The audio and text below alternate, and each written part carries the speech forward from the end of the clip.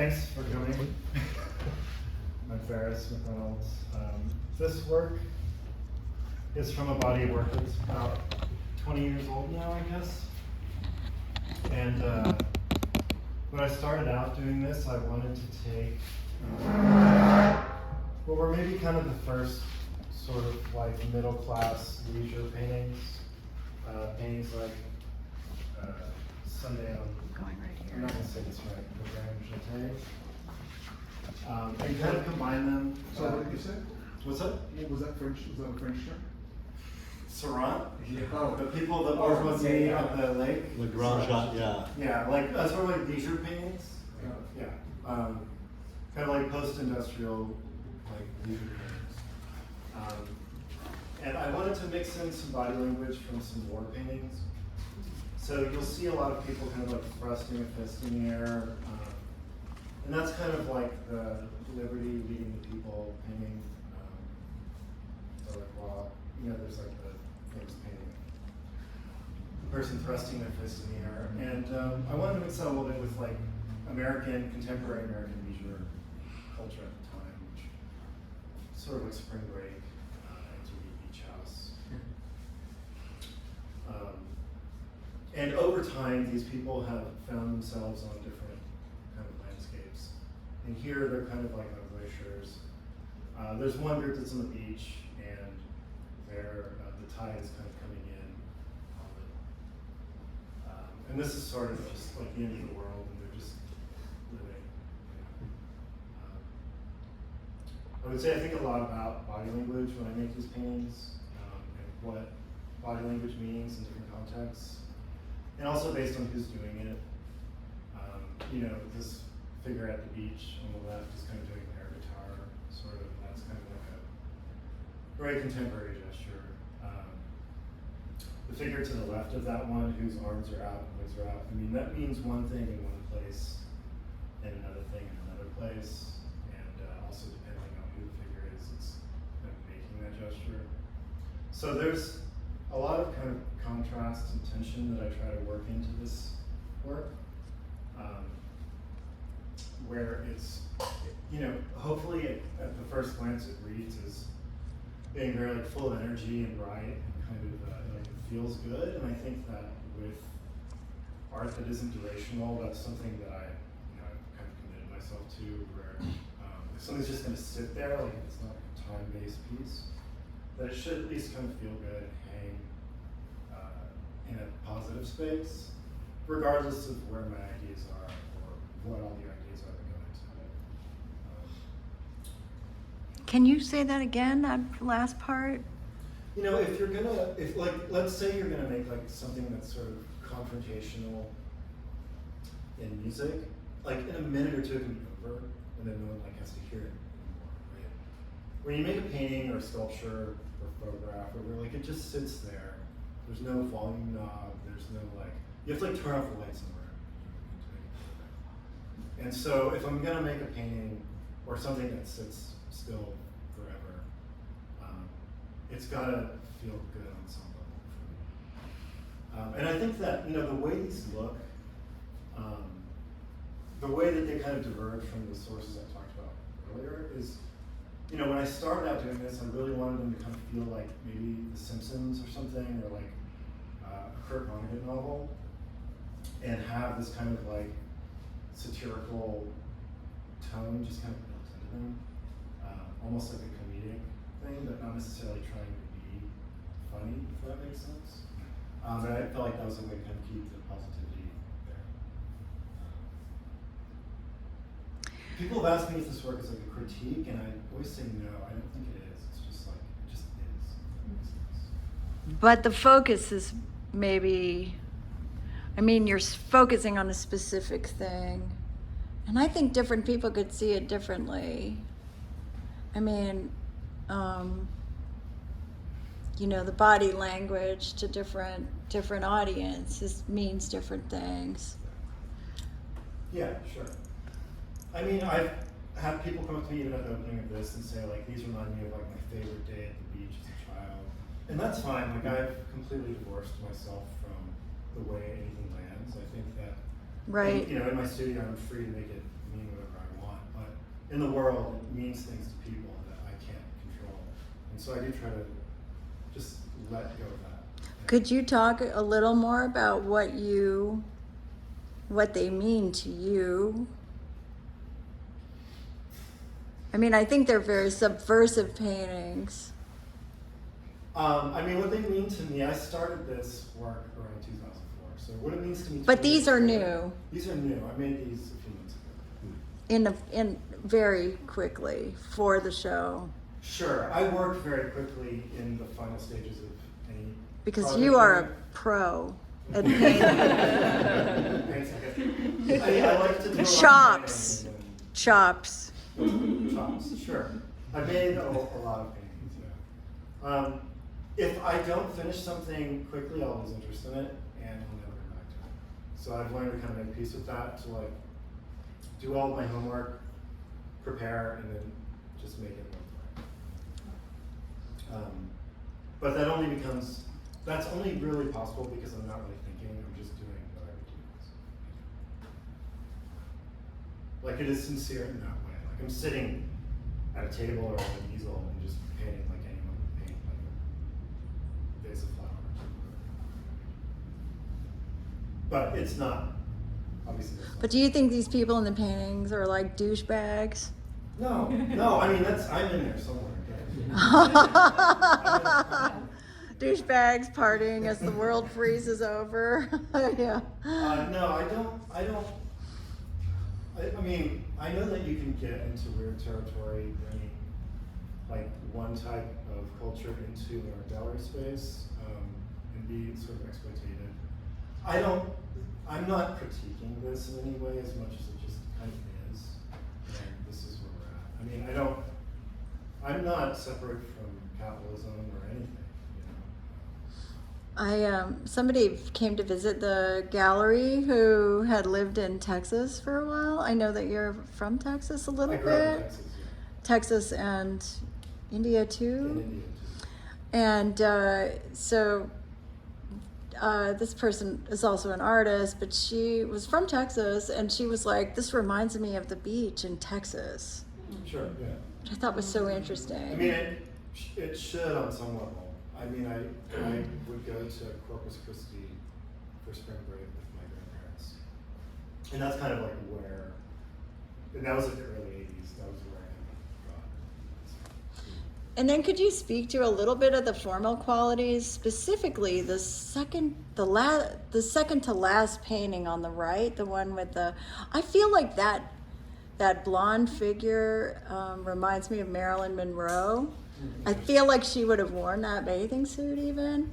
But on the left, there are these little kind of things coming in on the left side of the picture plane that I find like really exciting as another painter, like that you included those, or like incredible, and maybe like you're thinking around that or what those are, what that means. There was a time when the figure that's barely in the frame, the one that's sort of blurry that you're talking about, there was a time when that would have been like the central figure in one of my paintings.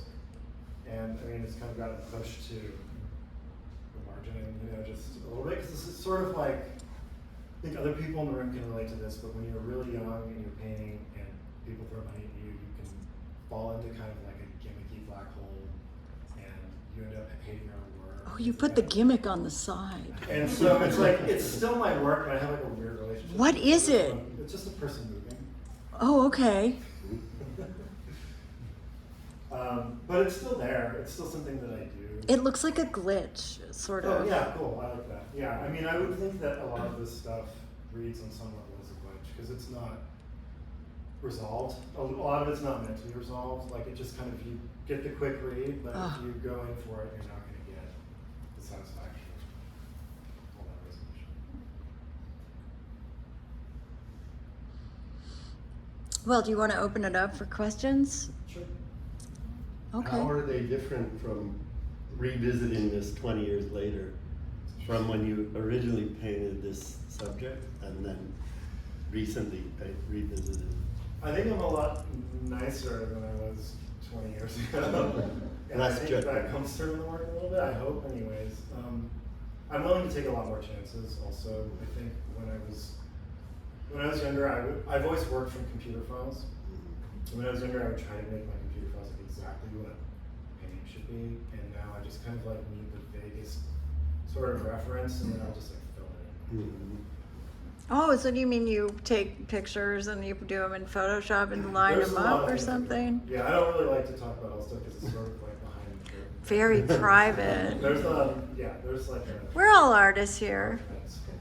You can just unburden yourself. Well, okay, actually, I mean, to mention that another way, I used to appropriate and almost exclusively, and Okay. I tried to kind of like, it's just coming out of like the LA school culture, you eventually appropriate, right? Like someone, you'll try it sooner or later, and I found that I could find things I was looking for pretty easily. Somewhere along the way, when art kind of like drove into the mainstream, realized that like these little walled off conversations that don't work anymore, and on some level it has to hold up with like every asshole on the street taking a shot at the work. And so now I kind of like work off of appropriations, but nothing is like from. So these are not from These are not from me. appropriation. There, They're I from mean, your. there is an appropriation like a few times removed. Yeah. But like 20 years ago it was just been. Yeah. So more judgmental 20 years ago of the subjects, would you say? Yeah, and of myself. I had a lot of roles for painting when I was younger that I still kind of use, but I kind of don't care. Mhm. What were those rules? Do you remember any off the top of your head? Sure. For different bodies of work, there's different rules, but like for this, I wanted things to have like the color of like broad daylight, almost like a box of crayons, where there's not like a real like emotional connection from the author in that way. Where it's like if everything was like a deep, rich shade of red and orange or something, maybe you might get some kind of like emotional content from that. So I just wanted to just make them as like bland kind of color-wise as possible. That's one of the rules. Another rule is that nothing is important. So like there's never going to be like one part of the painting that's like painted well, and then everything else is sort of like it's the same hand across from edge to edge. That's another one of the rules. Other ones are just boring technical stuff. Like I like to paint dark to light, back to front in an image, and I found that works well for me in watercolor. But in watercolor, you're never going to paint the light, right? So you just leave it. But I feel like that works in any media I try. Like if I just go from the back of the image to the front of the image, I'm pretty happy with it. Oh, interesting. So do you paint the background before you put people on it? Whatever's farthest away goes down first. Oh, that's interesting. And then- So some, like the people in front are on top of other paint that's other. Yeah. Oh, I love that. So it's like also another one is the relationship between the knife and the brush. This is like really boring stuff to me. No, this is good. Like the brush and the knife get used in different ways for different things. Right. Like, I'll do as much with the knife as I can because there's almost like no fingerprints. Right. But then sometimes if you need a certain amount of like energy, you have to bring the brush in so Yeah. you can see and touch it. Right. It's interesting you're talking about painting from back to front because it's like as you're getting closer to your point of view in a way, you're framing things more. Yeah.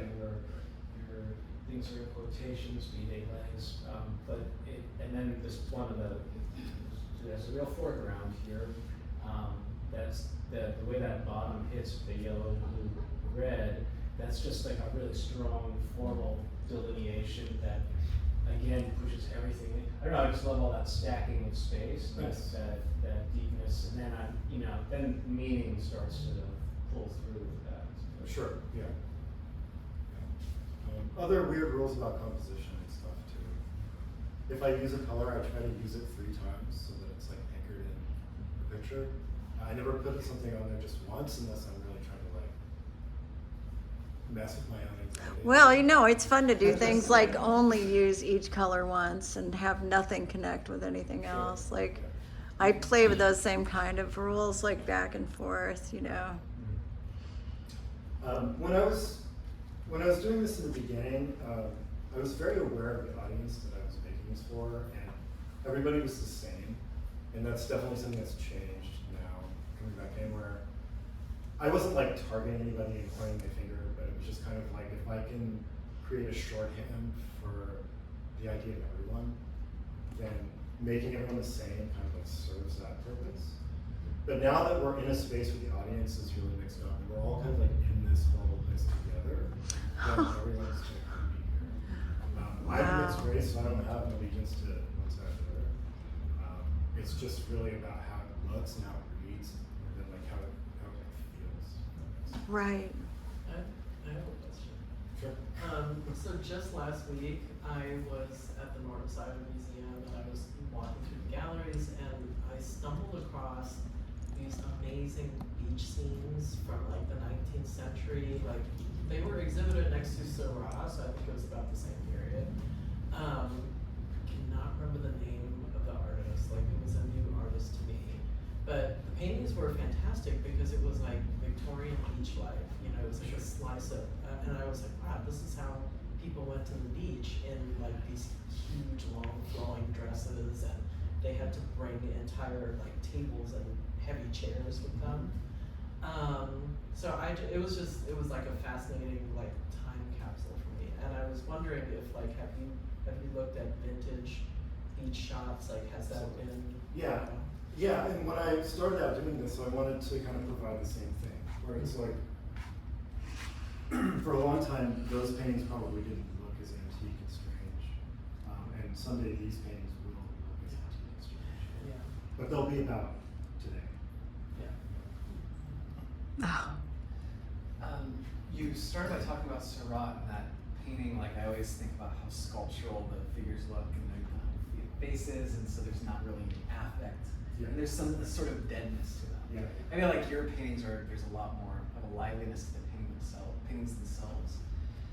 But when you have this sort of like uniformity in the figures that you're going for, do you ever get surprised when like you feel like a moment of affect coming from one of the figures, and if so, like when you encounter that moment, you find yourself trying to kind of rub it out or disguise it? Yes. I also make a lot of watercolors, and I do, excuse me, a lot of work with facial expressions and with affectations. And in this work, I try to keep that as honest as I can. A lot of figures have a red eye in these paintings, and that's just kind of,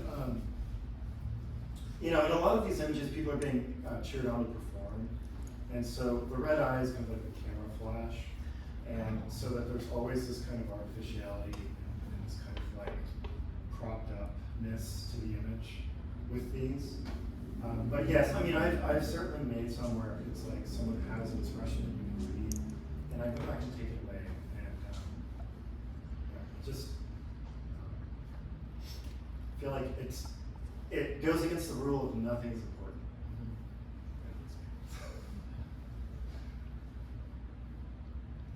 I tried to show these with watercolors in the past where you had solitary figures that were in an introspective place that were maybe some kind of like facial, emotional affectation. And it never really worked with audiences that these things were kind of like a contrast to each other. So I eventually just kind of stopped doing it. We do have 9 of the watercolors here. Those are new. Those are sort of like They different would go well just on a different wall. They're a different color scheme. They're more all red, but they're very similar. And we'll Those take are them out if pretty- anyone wants to see them. Those are very improvised. They're good. Thanks.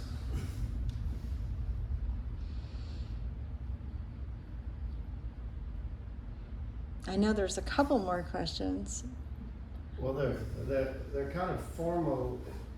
Is it worked out beforehand? The dark and lighter skin pigmentation, because they're incredibly balanced. Thank you. Like it's like a form. They're very classic in that way. There's nothing off So- kilter. Yes, they are, and I appreciate that. Thank you. When I do those skin tones, I set up the contrast range of each different set of groups of colors so that they kind of have the same amount of depth. So that one person is not gonna really, like, I mean, you think of a man-made painting, some people are high contrast, some Right. people are low contrast.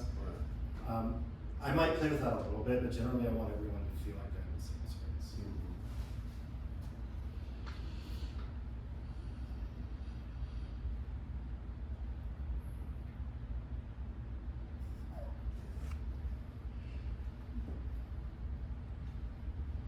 Anybody else? Definitely works. All right, well, thank you. Thank you so much, Faris.